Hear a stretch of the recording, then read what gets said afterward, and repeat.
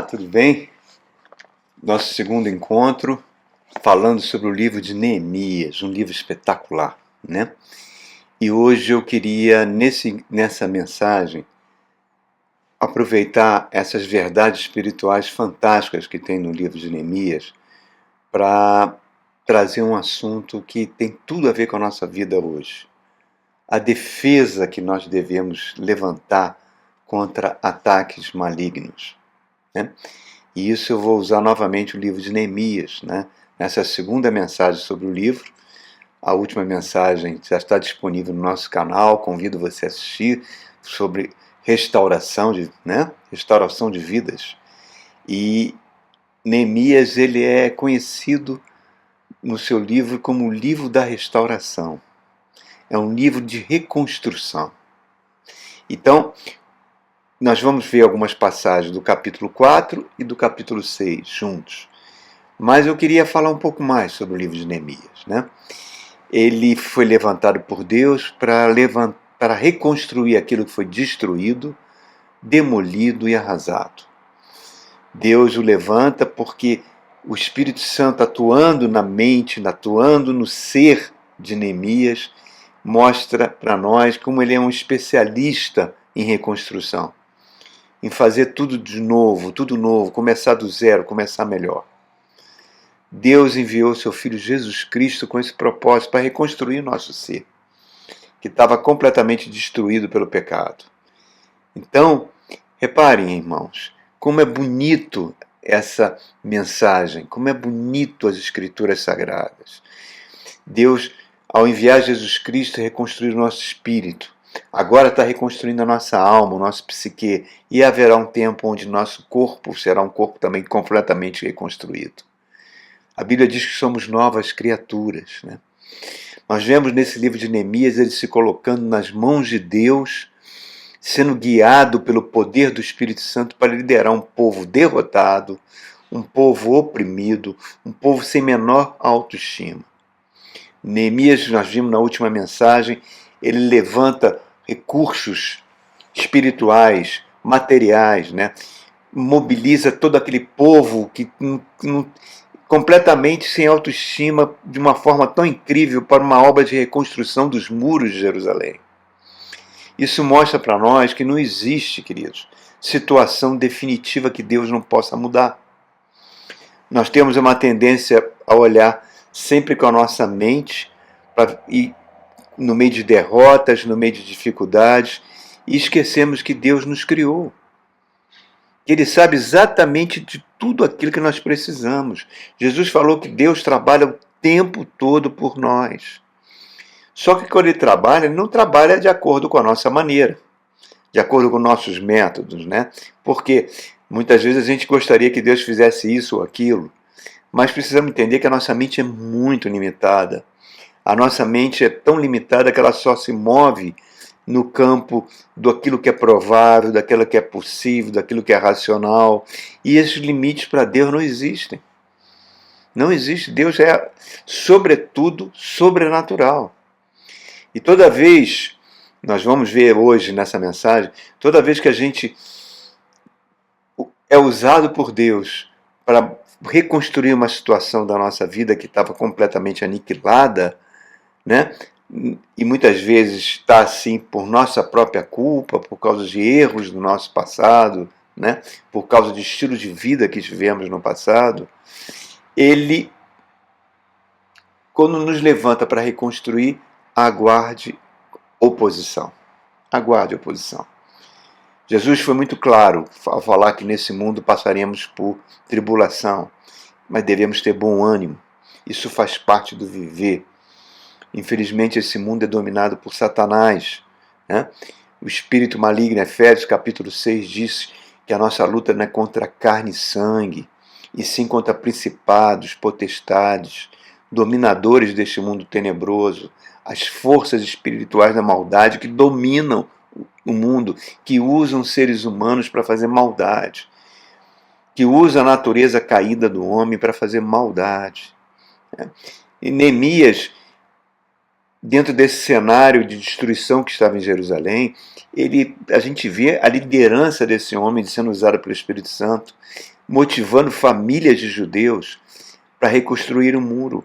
Por quê? Porque aquelas pessoas que estavam derrotadas, cercadas por inimigos, quando vem Neemias chegando, isso nós falamos na primeira mensagem, chegando da Pérsia, trazendo as cartas do rei, né, dando autoridade para ele fazer essa obra, trazendo recursos materiais para fazer a obra, eles viram Neemias, viram a boa mão de Deus está sobre ele, como está sobre você, se você entregou a vida a Jesus Cristo, irmão.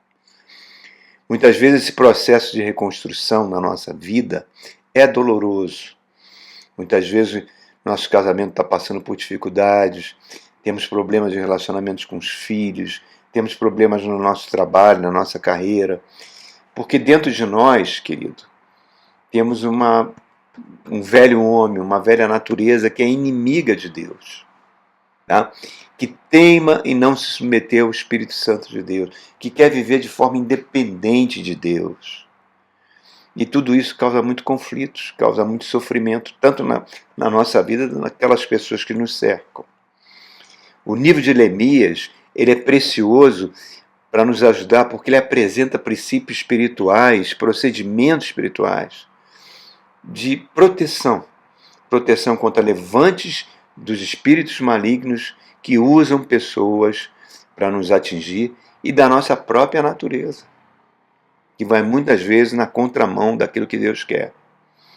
Então, queridos, Neemias, nós vamos ver hoje que vários inimigos tentaram barrar as ações dele, que tipificam ações de demônios, que muitas vezes usam pessoas. Muitas vezes, esses espíritos malignos atuando na mente das pessoas levam as pessoas a desistir no meio de uma caminhada. Às vezes, desde as coisas mais simples. Vou fazer uma dieta. Começa a dieta, um mês depois já desistiu. Vou perder peso, vou para academia, começa, desiste. Vou fazer um curso para minha carreira, começa, desiste. Vou tentar mudar meu casamento, vou mudar meu comportamento nisso, naquilo. Tenta no início, desiste, né? E essas coisas simples, né? Coisas que muitas vezes a gente poderia fazer e não se concretizam. Por quê? Porque a gente negligencia a força motriz da presença do Espírito Santo em nosso ser. Nós negligenciamos. Muitas vezes a gente não investe tempo na palavra de Deus. A gente não investe tempo indo ao culto na igreja, numa igreja que prega a palavra. Sempre quando eu falo igreja que prega a palavra. Igreja que tem compromisso com Jesus Cristo, né? E isso vai enfraquecendo a nossa fé, que é o que nós temos de mais precioso. A gente vai perdendo foco em Deus. Nós vamos ficando cada vez mais vulneráveis a essas forças malignas que atuam no mundo. Irmãos, um navio, vamos imaginar a situação, saindo do Porto de Santos, se dirigindo ao Porto de Abidjan, na costa do Marfim, né, na África, ele vai num determinado rumo. Se ele desviar um grauzinho desse rumo, ele vai parar no Marrocos e, quiçá, até nas costas da Espanha. É uma pequena variação que a gente vai se desviando da lei de Deus, vai se desviando da palavra de Deus, e de repente a nossa vida está tão complicada, está tão enrolada, estamos no meio de ataques malignos terríveis por causa disso. Irmãos, preste atenção, queridos. Deus sempre trabalha com propósito, mesmo no meio de muitos ataques que você possa estar sofrendo, que queiram te sufocar, que queiram te paralisar, muitas vezes no meio de circunstâncias que nos acorrentam. Deus age de forma inesperada, abre portas totalmente inesperadas. O seu poder muda qualquer tipo de situação. Então, Neemias aqui, como nós vamos ver, ele está o tempo todo em ação. Repare, ele ora o tempo todo, ele usa a palavra de Deus como armas espirituais, confirmando aquilo que está em Efésios capítulo 6, que diz que a nossa luta não é contra carne e sangue, não é contra seres humanos, e sim com espíritos malignos que usam os seres humanos. Muitas vezes o inimigo lança setas malignas, pensamentos de destruição, de derrota na mente das pessoas, tá? E é fundamental que a gente conheça as armas corretas para nos blindar desse tipo de ataque e enfrentar. A vida do cristão, meu irmão, é um constante combate. Mas fique alegre, porque o Espírito Santo nos capacita a vencer essas batalhas, a crescermos espiritualmente diante de Deus, principalmente quando a gente enfrenta esses inimigos espirituais e a nossa própria natureza rebelde. Então vamos conhecer alguns ataques que Neemias sofreu aqui no capítulo 4, que estão registrados, e vamos ver o princípio espiritual que está por detrás e como ele reagiu a esses ataques. O primeiro ataque o inimigo usa o desprezo, o bullying, né? A pessoa desprezar você, a pessoa fazer bullying contigo, colocar você por baixo. Vamos ver como é que isso aconteceu. Olha aí o capítulo 4, versos de 1 a 3. Eu vou ler com vocês. Fala assim: Quando Sambalate soube que estávamos reconstruindo o muro, ficou furioso. Ridicularizou os judeus e, na presença dos seus compatriotas e dos poderosos de Samaria, disse: O que aqueles judeus fracos estão fazendo? Será que vão restaurar o seu muro? Vão oferecer sacrifícios? Vão terminar a obra num só dia? Será que vão conseguir ressuscitar pedras de construção daqueles montes de entulho e de pedras queimadas? Tudo isso aconteceu porque os babilônios fizeram isso, né? 70 anos antes disso aqui acontecer. Tobias, o amonita que estava ao seu lado, completou: Deixa eles construírem. Basta uma pequena raposa subir em cima do muro para que esse muro de pedras caia. Reparem palavras que desmerecem, que desprezam as pessoas, que desprezam o povo.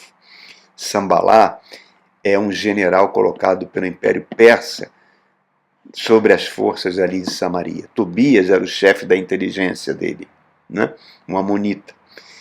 Esses dois personagens e outros que aparecem no capítulo 4 e no 6 de Neemias tipificam demônios que têm o propósito de roubar, matar e destruir o povo de Deus.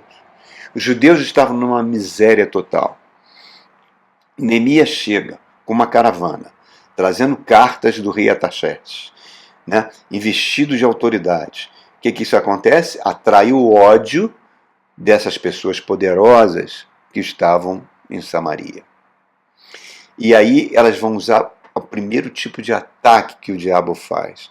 É o ataque do desprezo, de minar sua reputação, de usar fake news para minar você, para te destruir, para te paralisar. São tão fracos esses judeus, como é que eles vão levantar esses muros destruídos? Olha como isso tipifica, muitas vezes, pessoas que o inimigo usa para nos desqualificar. Isso às vezes acontece dentro do próprio lar, irmãos. Às vezes, desde que você nasceu, você sofre bullying. Às vezes bullying até da sua própria família, né? De seus pais, das pessoas que cercam você. Pessoas que deveriam te apoiar, te suportar, te dar o apoio necessário para que você tivesse uma infância, uma adolescência saudável, são os primeiros a colocar você por baixo, a aniquilar o seu futuro, a fazer um verdadeiro massacre. Isso é muito comum, irmãos. Eu falo isso com toda tranquilidade e autoridade, porque eu sei que é isso. Algum exemplo passa para a minha mente, como professor na universidade, várias vezes tive alunos que passaram por situações extremamente difíceis. Alunos que tiraram notas boas na disciplina. Tinha uma aluna que era descendente de Sansei, Nisei japonesa, e ela tirou 7 numa vez numa prova que eu ministrei para a turma. Ela entrou em crise de choro convulsivo. Eu conversando com ela, tentando acalmar ela: vem cá, mas você tirou 7, foi uma boa nota, você ainda pode tirar notas melhores. Mas ela a cobrança que ela recebia da família, né, era tão grande, né, que palavras como você é burro, você passa raspando, você só tira notas médias, como é que você vai estudar para um concurso futuro, como é que você vai ser alguém na sua vida. Gente, isso é uma coisa horrorosa, irmãos. Isso é uma arma demoníaca, né? Pessoas que ouvem, você não vai dar em nada, tudo que você faz dá errado. Irmãos, eu vou dizer uma coisa para você, e você guarde no seu coração. Se você tem Jesus Cristo, isso é passado. Não tem mais nada a ver com isso, com a sua vida hoje. Segundo Coríntios, capítulo 5, diz que você agora, que entregou a vida a Jesus Cristo, é uma nova criatura. Você recebeu poder, o seu espírito foi recriado, é um novo ser. Isso não significa que você de repente virou um gênio, não é isso. Mas Deus vai dar todo o poder para usar o potencial, o dom que só você tem, que você recebeu de Deus quando você nasceu. Eu não tenho o dom que você tem, nem o talento que você tem. Por isso que Jesus conta na parábola dos talentos a importância de a gente não enterrar esse talento. Quando você veio ao mundo, Deus já capacitou você com isso. E agora com o Espírito Santo, tá? Você não pode permitir que essas coisas do passado, palavras ditas do passado, venham te derrotar. Peça estratégia ao Espírito Santo para usar o talento, o dom que você tem. E entenda, irmãos. Entenda. Na cruz do Calvário ficou todo o desprezo. Tudo que você era no passado ficou na cruz do Calvário. Você agora é tudo novo na sua vida.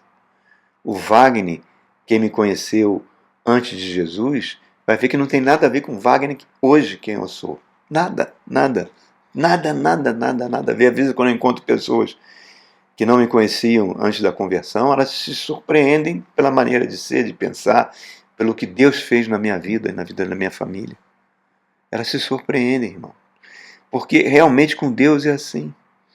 A gente não pode permitir que essas fortalezas diabólicas, mentais, que foram plantadas muitas vezes por pessoas que deveriam nos proteger na nossa mente, venham destruir nosso futuro agora. Deus quer o melhor para você. Paulo fala em 2 Coríntios, como ele começa a carta de 2 Coríntios, dizendo: eu enfrentei feras, eu vi perigo de morte, mas o Pai das misericórdias me salvou. Esse nome que o apóstolo Paulo dá para Deus, chamando ele de Pai das misericórdias, é belíssimo, irmãos. Deus é um Deus misericordioso. Aquela pessoa que era desprezada, que era fraca, limitada, que conforme essas pessoas diziam para você e para mim, morreu naquela cruz. Agora tudo posso naquele que me fortalece, irmãos. Então, existe um poder operando na sua vida. Os espíritos malignos sempre vão tentar atacar a sua reputação, atacar você.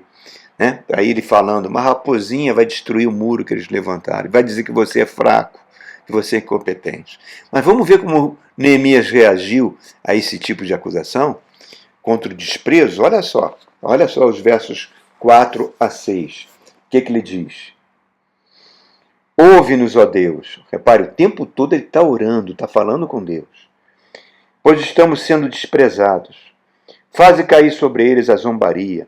Sejam eles levados prisioneiros como despojo para outra terra. Não perdoe os seus pecados, nem apague as suas maldades, pois provocaram a tua ira diante dos construtores.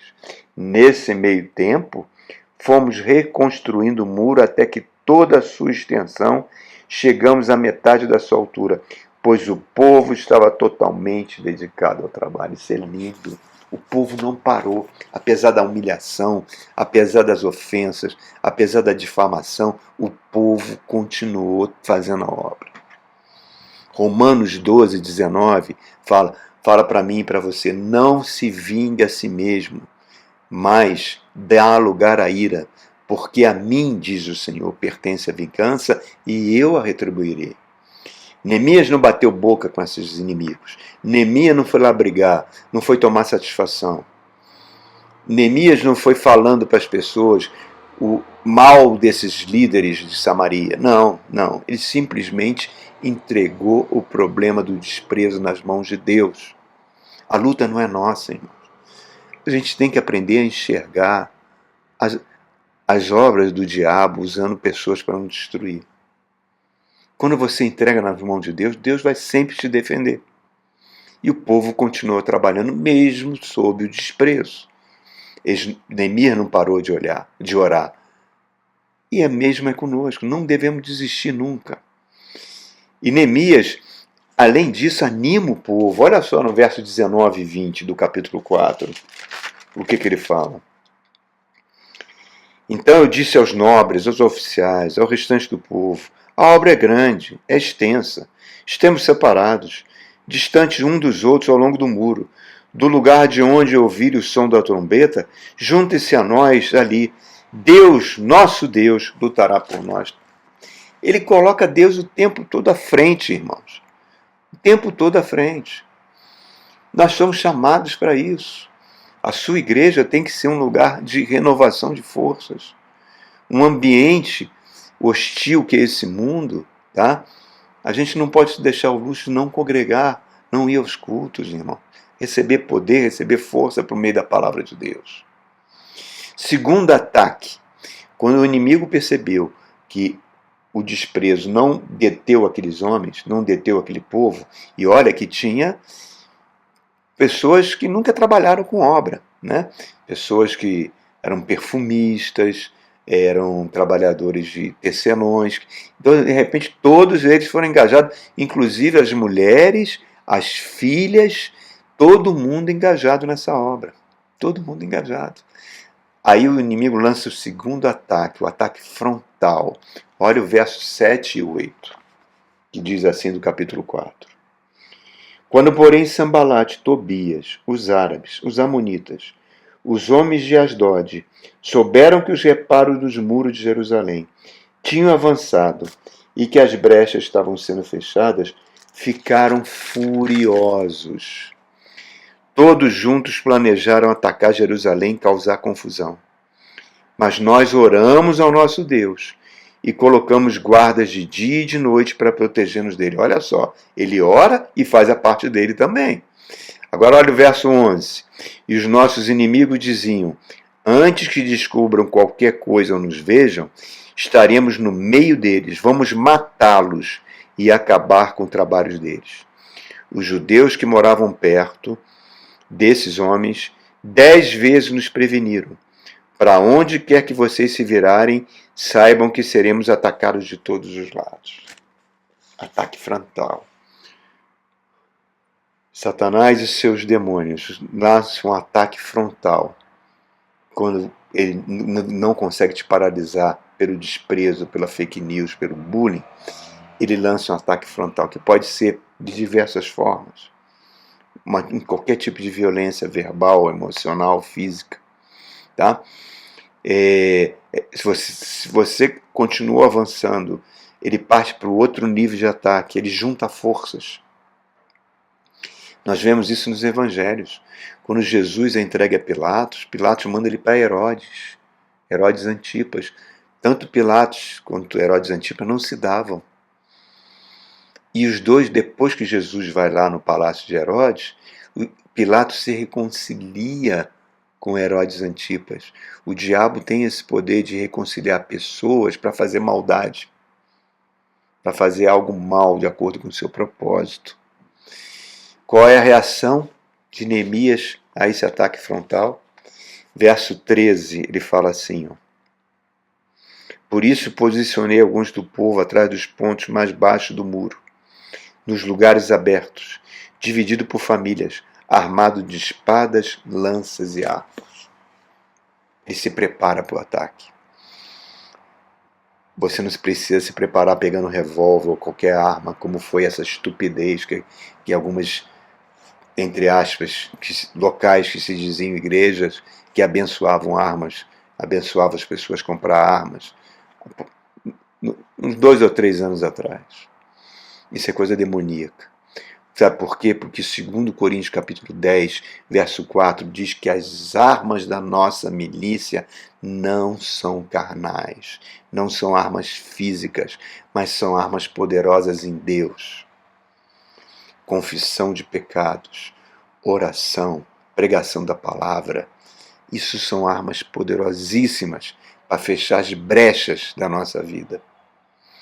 Quando você confessa um pecado diante de Deus, de forma honesta, de forma correta, fala: Senhor, me ajuda a me livrar dessa prática que eu tenho cometido, que eu sei que te entristece, mas que eu não tenho forças para me livrar.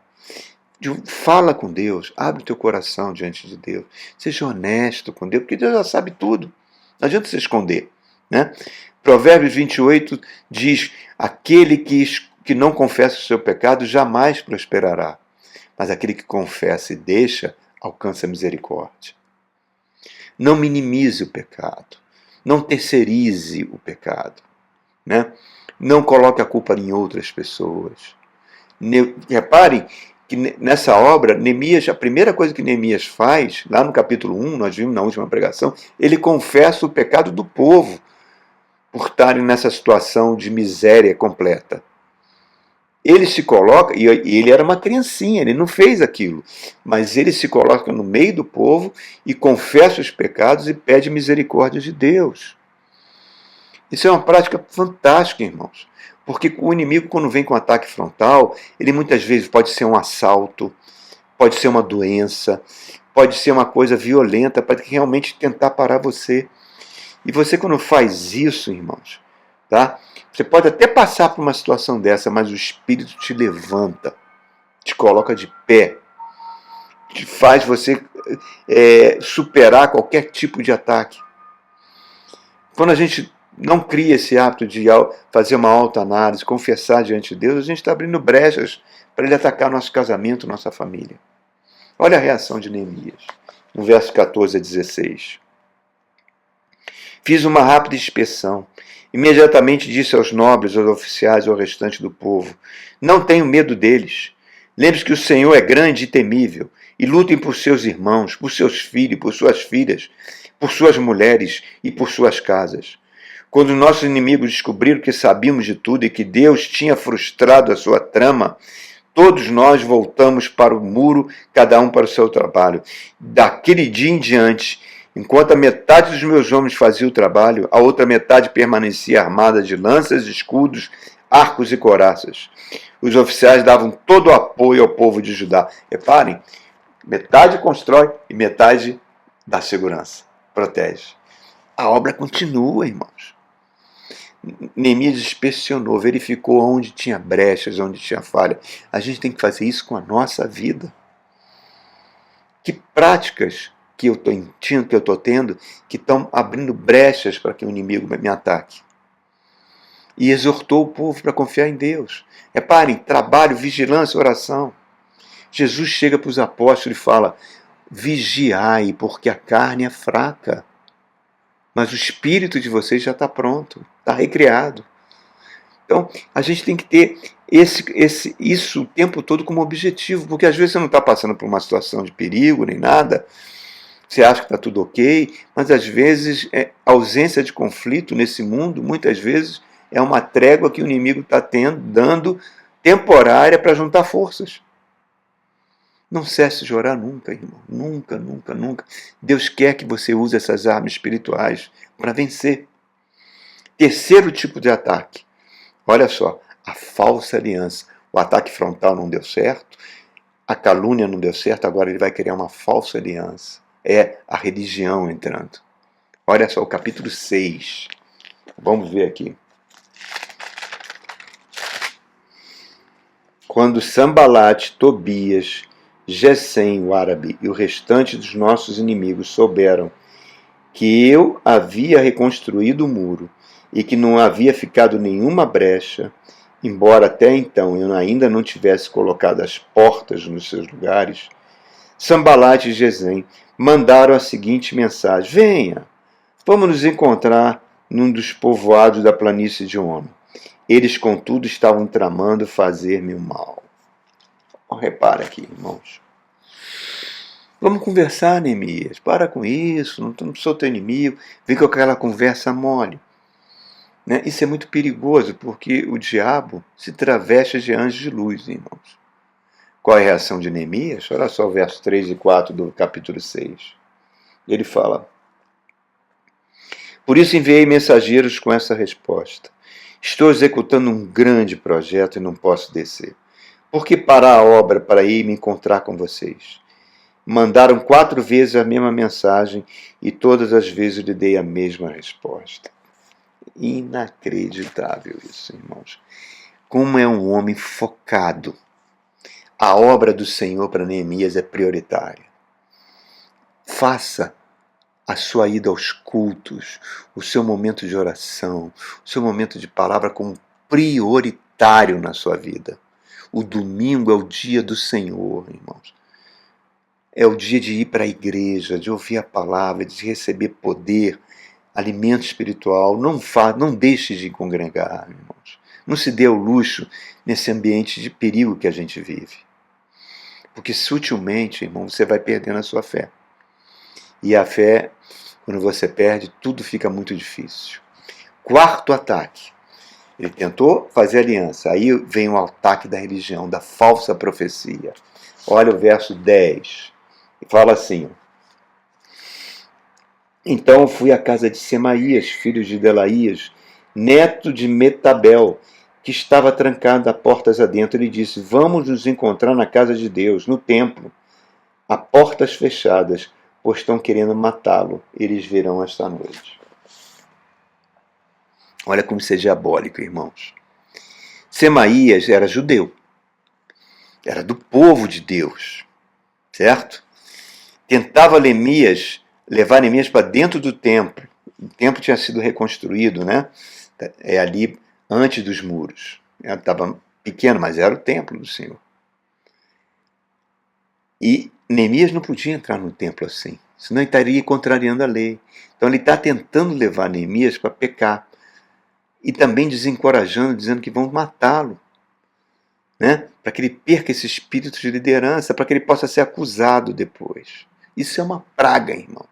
A falsa profecia destruiu Judá e a falsa profecia destrói a vida de muitos crentes. Eu convivi durante um tempo no Rio de Janeiro, numa igreja grande. Né? Não vou falar o nome aqui, que não há razão para isso.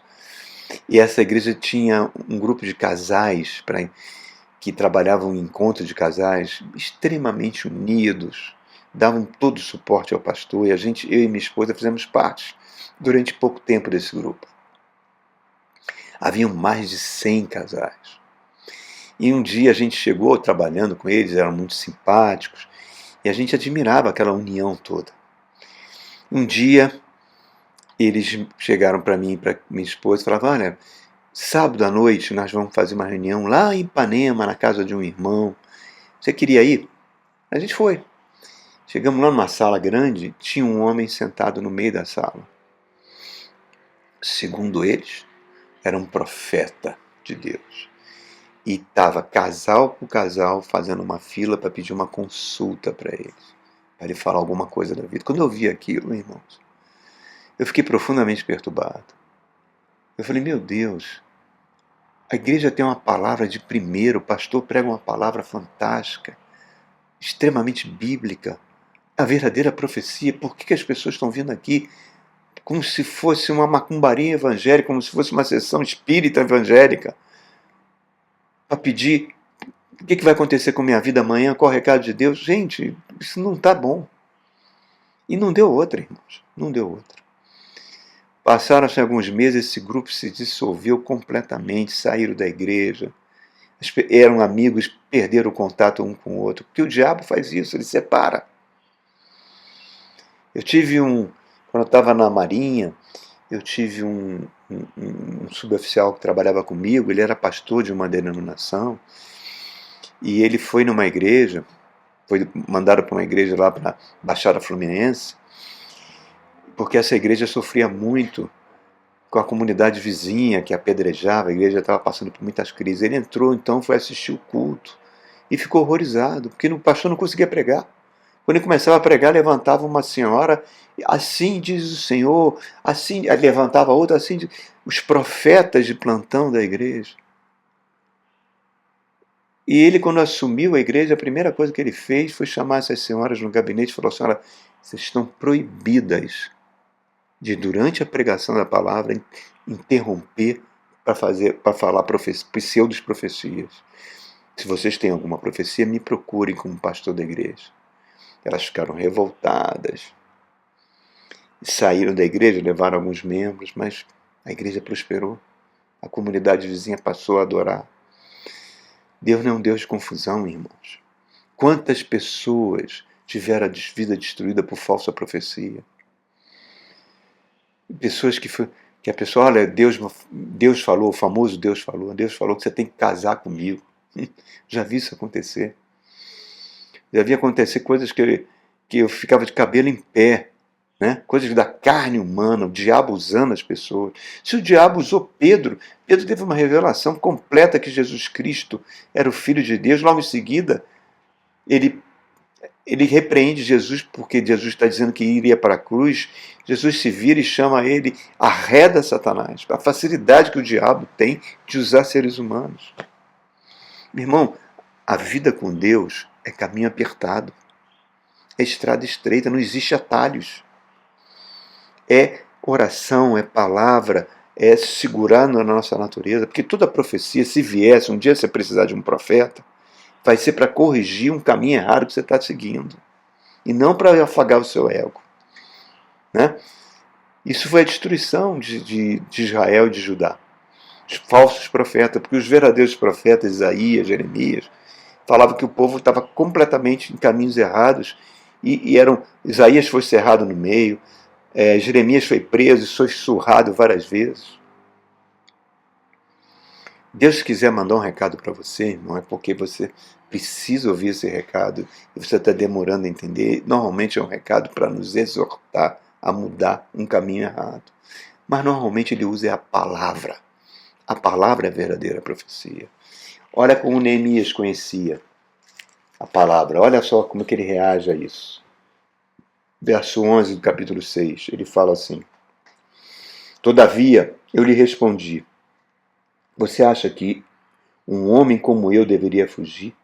Alguém como eu deveria entrar no templo para salvar minha vida? Não, eu não irei. Percebi que Deus não o tinha enviado, olha só.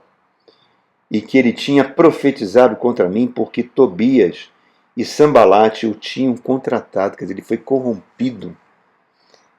Ele tinha sido pago para me intimidar a fim de que eu cometesse um pecado agindo daquela maneira. Então eles poderiam me difamar e me desacreditar. Como isso acontece em muitas igrejas, irmãos. Lembra-te do que fizeram, Senhor.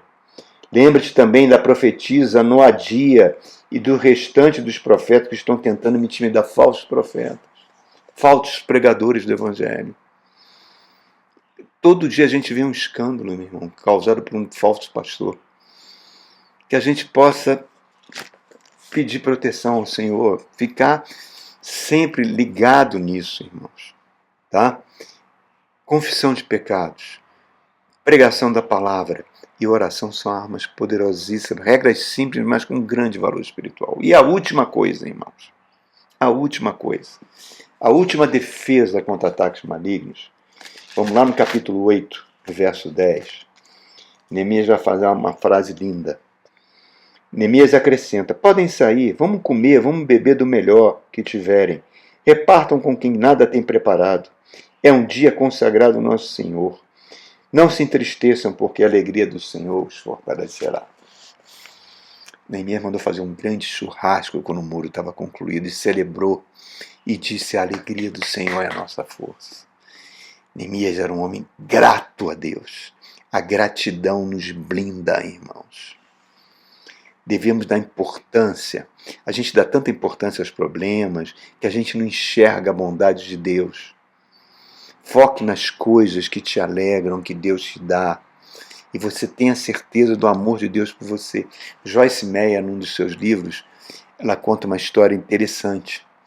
Ela tinha duas amigas, que ela chama de Janet e Anne. Vamos chamar aqui de Janete e Ana. Dá para ficar mais fácil. Janet, ou Janete, tinha 55 anos. Era uma mulher bonita. Ela estava muito bem casada. Seu marido a amava. Vivia numa casa confortável. Seus filhos estavam todos encaminhados na vida.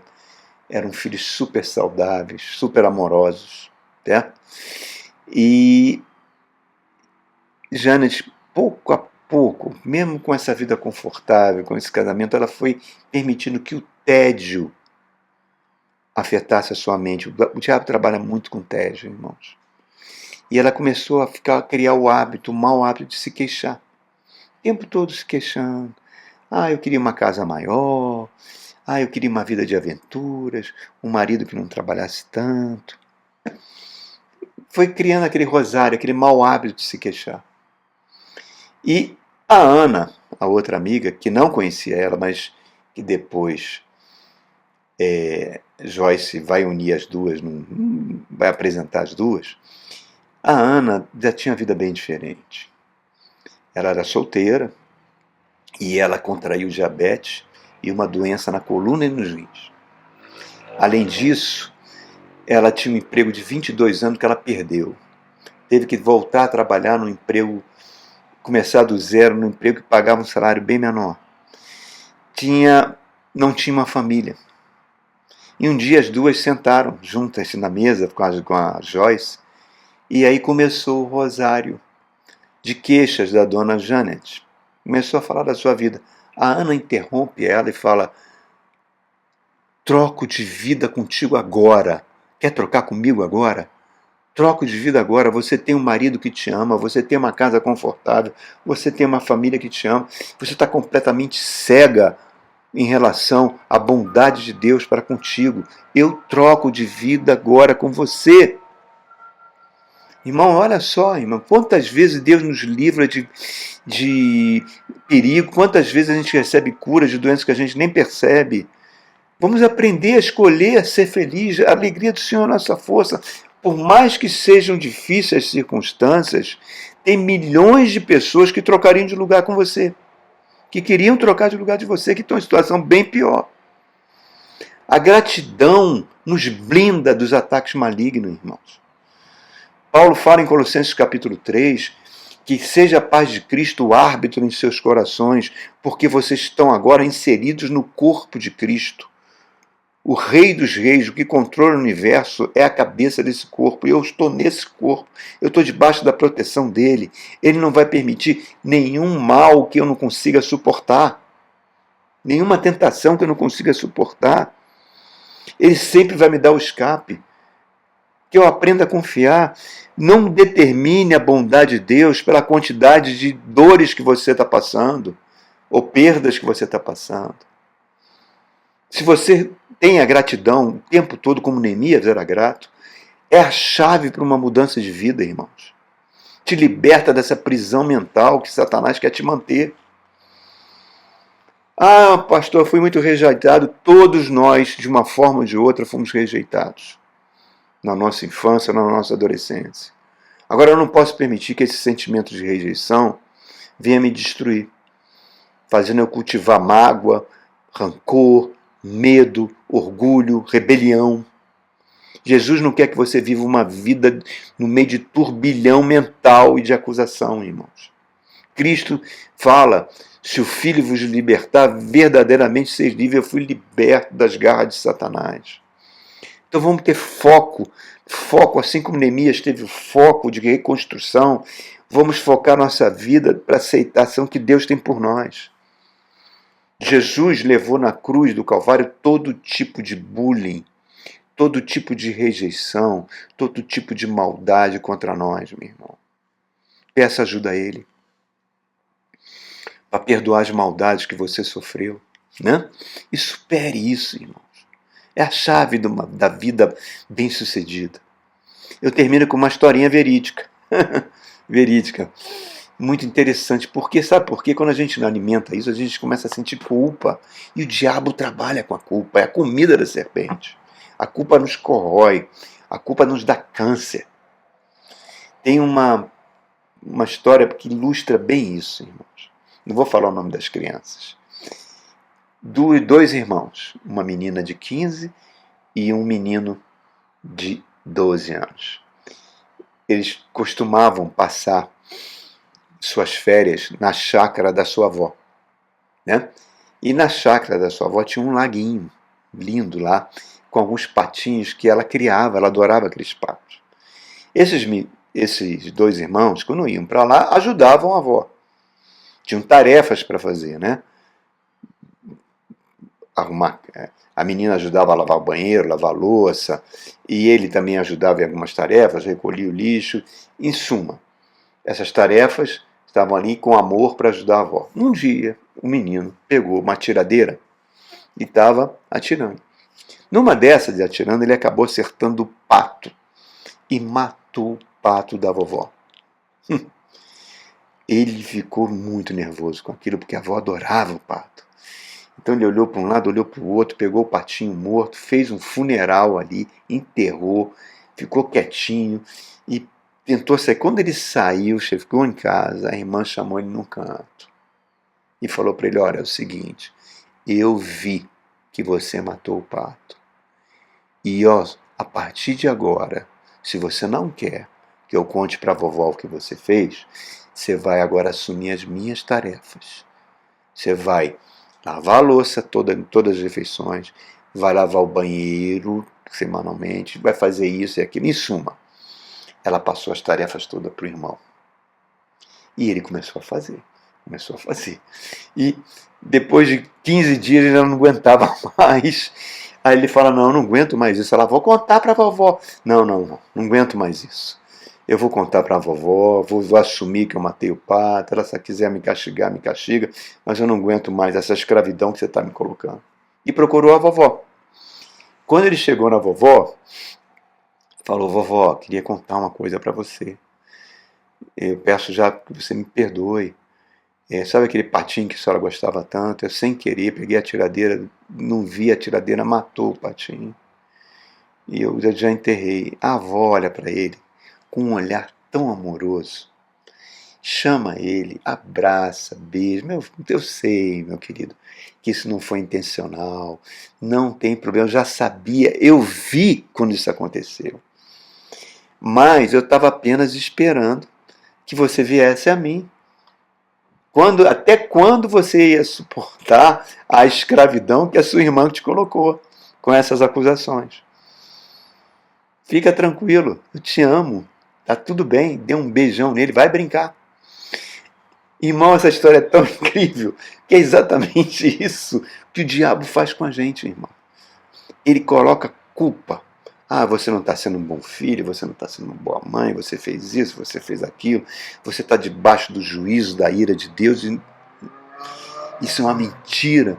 E a gente vai permitindo que essa culpa nos devore, essa irmã tipifica Satanás. O menino que errou tipifica a gente. E a vovó tipifica o Deus amoroso que nós temos. Então, irmão, é isso. E essa é a principal defesa contra os ataques malignos. Que essa mensagem te abençoe. Tá? É isso que eu peço ao Senhor. E até o nosso próximo encontro. Fique com Deus.